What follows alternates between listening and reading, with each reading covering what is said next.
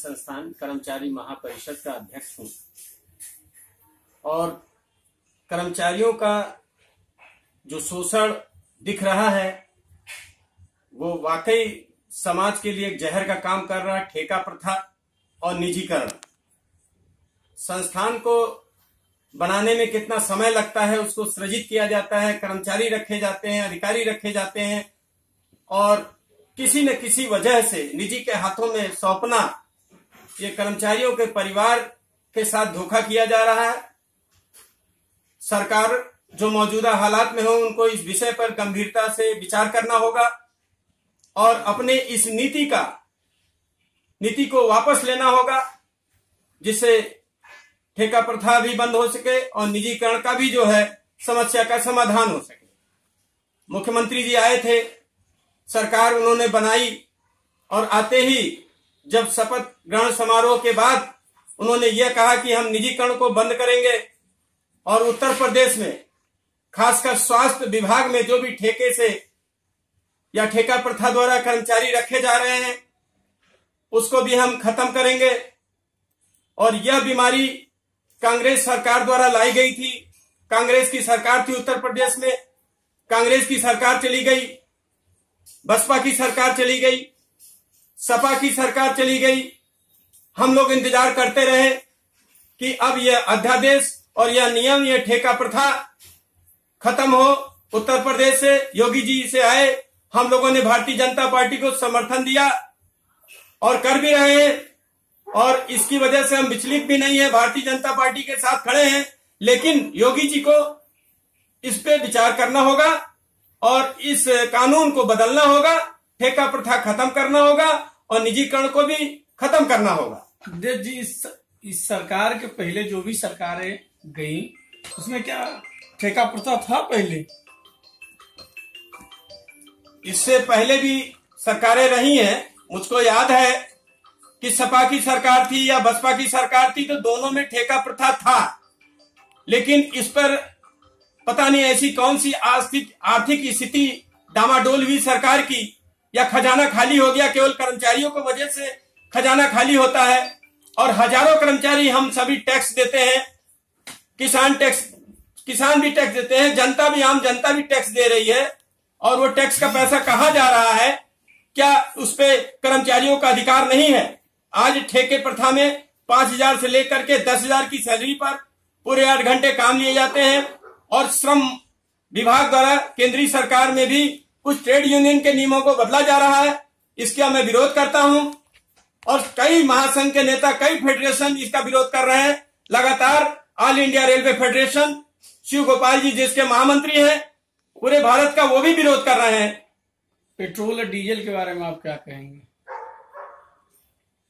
Petrol और diesel में भी दाम में स्थिरता नहीं दिख रही है। इस लॉकडाउन के दौरान कारोबार पे असर पड़ा है।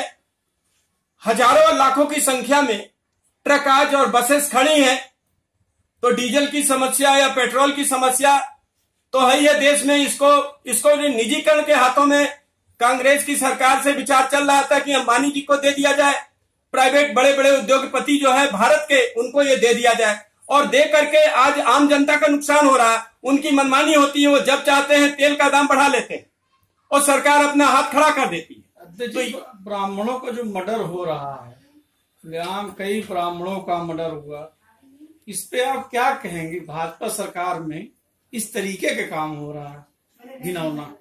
देखिए, किसी भी समाज में और खासकर हिंदू समाज में ब्राह्मणों का बहुत बड़ा रोल है, अहम रोल है।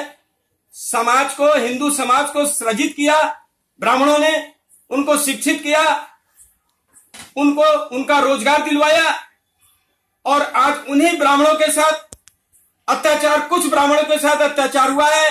जब कानून की व्यवस्था देश के अंदर है, सुप्रीम कोर्ट, हाई कोर्ट खुला हुआ है, तो माननीय न्यायाधीश को सजा देने का अधिकार है, लेकिन पुलिस को यह अधिकार नहीं बनता है कि उसका फर्जी इनकाउंटर दिखा करके, फर्जी गिरफ्तारी दिखा करके, फर्जी मुकदमा लगा करके उस ब्राह्मण की हत्या मर्डर काउंटर करवाया जा रहा है प्रदेश में, जिसका पुलिस के पुराने अफसर लोग, पुराने पुलिस वाले अपना दुश्मनी का फायदा उठा रहे हैं।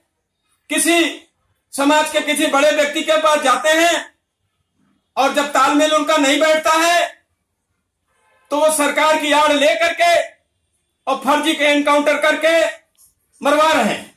अब इसी क्रम में एक चीज और आपसे क्वेश्चन करना चाह रहा हूं। अभी कमलेश तिवारी की हत्या हो गई, सपा सरकार में उन्हें काफी व्यवस्थाएं मिली रही, इस सरकार में हत्या हो गया, फिर दिक्कतें भी उनकी बीवी को कई प्रकार की आ रही हैं। देखिए, हिंदू जब से देश आजाद हुआ है तब से हिंदुओं को उनका अधिकार नहीं मिला। अंग्रेज के कुछ ऐसी न्यूज डाल के चले गए। आज पिछले लगभग 100 सालों के बाद ऐसी महामारी आई है। कई राजनीतिक नेता कहते हैं कि महामारी का दर्जा नहीं दिया जा सकता है, लेकिन यह वाकई महामारी है और इसमें किसी प्रकार का अंतर विरोध नहीं होना चाहिए। सुविधाओं को लेकर के सरकार, उत्तर प्रदेश में जनसंख्या ज्यादा है, कोरोना का यदि हम पूरी व्यवस्था करने लगेंगे तो हजारों लाखों बेड की व्यवस्था करनी पड़ेगी। फिर भी योगी जी कर रहे हैं, लेकिन जो सुविधा है अब लोग धीरे धीरे इसको जीवन में अपना रहे हैं। सुरक्षा का अध्यक्ष जी कहीं ऐसा तो नहीं, अच्छी बात है और पूरे देश में फैल गया, लेकिन इसका विरोध अमेरिका ने पहले किया है, ट्रंप जी ने किया है और मोदी जी ने किया है। लेकिन वाकई यह बीमारी गंभीर है, लेकिन पुख्ता इलाज की व्यवस्था आज भी नहीं है। कर्मचारी जो इसमें काम कर रहे हैं, मेडिकल कॉलेज में या किसी भी हेल्थ इंस्टीट्यूट में जो कर्मचारी काम कर रहे हैं, डॉक्टर काम कर रहे हैं, उनको पूरी सुविधा नहीं मिल रही है। जैसे समय होता है उसको भी लीजिए, उसको ड्यूटी में काउंट करिए, उसको छुट्टी में मत काउंट करिए। कर्मियों ने इस आवाज को मीडिया के द्वारा उठाया, फिर सरकार ने व्यवस्था किया, लेकिन अभी पूरी तरह से व्यवस्था नहीं हो पाई है।